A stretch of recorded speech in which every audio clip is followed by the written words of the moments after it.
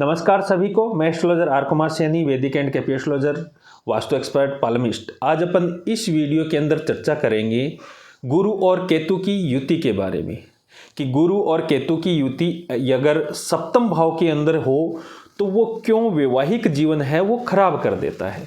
मेरे ज्योतिषीय जीवन के अंदर मैंने सैकड़ों कुंडलियों पे रिसर्च के आधार पर मैं ये कहता हूँ कि जिन जातकों की कुंडली के अंदर सप्तम भाव के अंदर गुरु और केतु की युति हुई और सप्तम भाव के अंदर जल तत्व राशियां या वायु तत्व राशियां हुई तो वैवाहिक जीवन खत्म होने के कगार पे पहुंच जाता है, तलाक की स्थिति उत्पन्न हो जाती है, विवाह विच्छेद हो जाता है या दोनों के वैचारिक तालमेल बनना बंद हो जाता है और दोनों लोग अलग रहने का फैसला करते हैं। तो ये स्थिति क्यों बनती है उसका मैं कारण बताता हूं कि गुरु होता है ज्ञान का कारक, गुरु होता है भक्ति का कारक, गुरु है अध्यात्म का कारक और केतु है वैराग्य का कारक। केतु भी संन्यास, वैराग्य, विच्छेद आदि का कारक होता है। तो जिन जातक या जाति का, महिला हो या पुरुष हो, तो उसकी कुंडली के अंदर सप्तम भाव के अंदर जल तत्व या वायु तत्व राशि के अंदर मान लो गुरु और केतु की युति है तो उसका जो पार्टनर होगा उसके अंदर अध्यात्म कूट कूट के भरा हुआ होगा और दूसरों की भलाई करने की प्रवृत्ति बहुत ज़्यादा होगी। और ऐसे व्यक्ति हैं निस्वार्थ, दूसरों की कार्य हैं वो बहुत ज़बरदस्त अपने तन मन धन से उनकी सहायता करने वाले होते हैं। लेकिन खुद जातक जो खुद होता है उसके तो लगन में राहु होता है। राहु होता है चालबाज, धोखेबाज, ओवरथिंकिंग, बड़े बड़े ख्वाब दिखाने वाले, बहुत ज़्यादा सांसारिक चीज़ों, भोग विलासिता की तरफ आकर्षित करने वाला। तो दोनों का नेचर विपरीत हो जाता है। एक भोग विलासिता की तरफ जाना चाहता है, एक अध्यात्म की तरफ जाना चाहता है और यहीं से उनकी शुरुआत होती है वैवाहिक जीवन खराब होने की।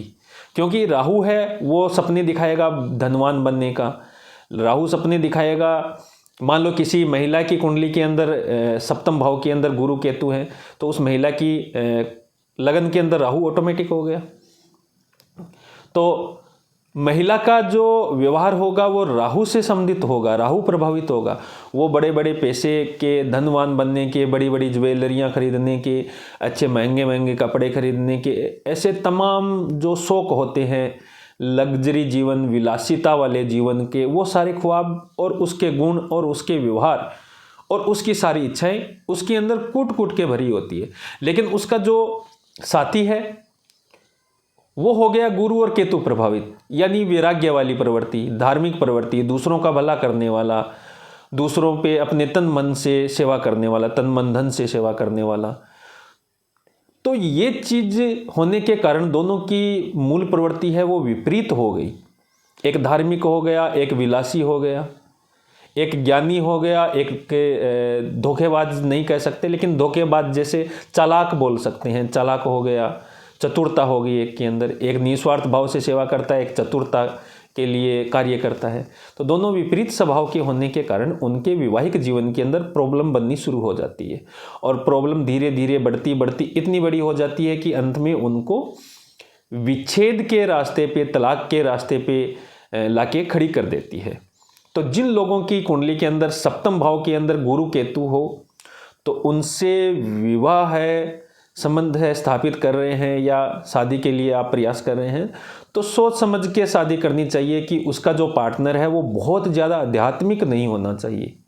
इस चीज़ का विशेष तौर पे ध्यान रखना है। हाँ, लेकिन ये युति उन लोगों के लिए बहुत सफल, ज़बरदस्त सिद्ध होती है, अच्छी साबित होती है जो लोग खुद धार्मिक क्षेत्र के अंदर हों या किसी एनजीओ आदि संस्था से, स्वयंसेवी संस्थाएं हैं या आजकल आपने देखा होगा वृद्धाश्रम वगैरह, ये जो सेवाएं संस्थाएं चल रही है उनसे जुड़े हुए कार्य कर रहे हैं तो ये युति बहुत बढ़िया साबित होगी।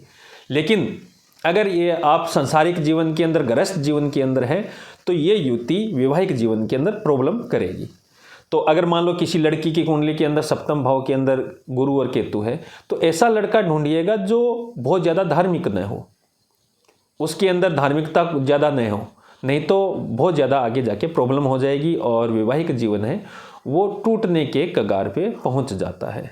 तो ये मुख्य रीजन है गुरु केतु की युति सप्तम भाव के अंदर अच्छी नहीं मानी जाती।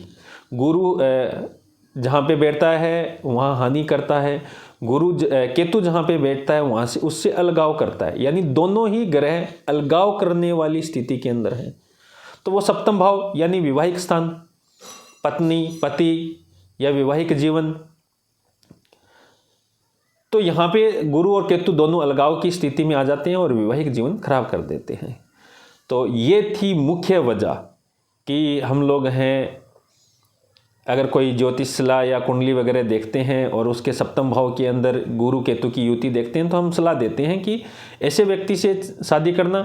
अगर लड़के की कुंडली में तो उसको कहते हैं कि ऐसी लड़की से शादी करना जो ज़्यादा धार्मिक न हो, और लड़की की कुंडली में है तो उसको कहते हैं कि ऐसा लड़के से शादी करना जो बहुत ज़्यादा धार्मिक न हो। अति धार्मिकता उसके वैवाहिक जीवन को, गृहस्थ जीवन को खराब करके रख देती है। बहुत बहुत धन्यवाद आपका। वीडियो अच्छा लगे लाइक शेयर कमेंट जरूर कीजिएगा। अगर आपकी पर्सनल कोई क्वेरी है, आप अपने वैवाहिक जीवन आदि के बारे में जानना चाहते हैं या जीवन से संबंधित तमाम चीज़ों के बारे में प्रेडिक्शन लेना चाहते हैं, तो मेरे दिए हुए नंबरों पे आप संपर्क करके, व्हाट्सअप करके अपना अपॉइंटमेंट फिक्स करके अपनी मेरी जो भी फीस है वो पे करके आप दिखा सकते हैं। बहुत बहुत धन्यवाद। हर हर महादेव।